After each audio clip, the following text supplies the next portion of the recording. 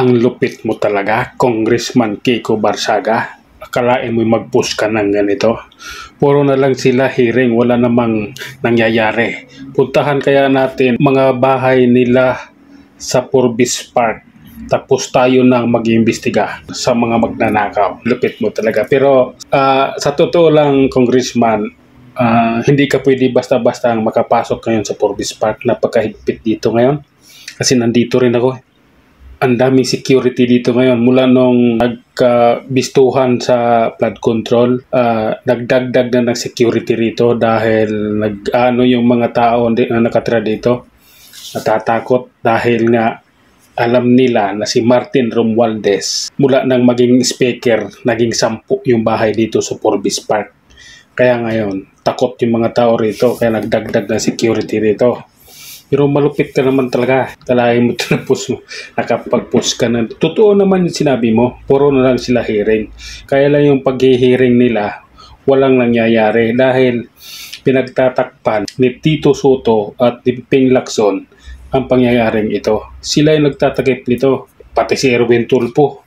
Di ba nag-iimbestiga? Doon sa isang Marines, anong sinasabi niya? Nung maibubunyag na yung pangalan niya, ano sinabi niya, may pinadala sa akin dito, iniba-iba yung kwento. Nililihis tayo.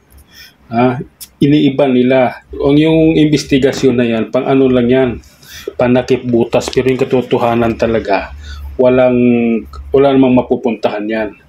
Alam mo kung kanino babagsak yan? Sa mga Duterte na naman. Doon at doon ang babagsak niyan. Wala silang konkretong plano para sa hearing na ito sa flood control. Sa mga pagnanakaw na yan. Dahil mismong anak ni Marcos, si Sandro Marcos, ang kontratista niya, mga diskaya din. Diba? Doon sa Ilocos. Ano sabi ni Chavit Singson?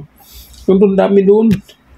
Ang dami doon project ng mga diskaya. Kaya ano pang mangyayari? Walang mangyayari talaga. Puro lang yan paggagastos ng pera, paggagasta ng pera. Pero wala. Ang yung takbo ng hearing na ito, kalukuhan lang. Babagsak at babagsak yan sa mga Duterte. Ganun at doon na yan babagsak. Dahil yung paghihiring na yan, puro lang pagtatakip yan. Tinatakpan lang nila ang totoong pangyayari. Sabihin ni Romualdez, hindi siya kumukuha ng pera galing sa masama. Putang ina. Saan ba siya nabuhay? Yung magulang niya mismo, magnanakaw nung araw. Di ba? Naglabas ng sa Digang Bayan ng na yung pera na nasa kanila, pinapasauli. Pinapasauli sa gobyerno, isasauli ba lang? Hindi nila susuli yun. Tatay niya mismo, ganun. Pati si Marcos, ganun. Kaya walang mangyayari dyan. Puro lang yan, kalukuhan yung na yan. Ang katotohanan dyan, pagtatakpan lang nila ang issue na yan.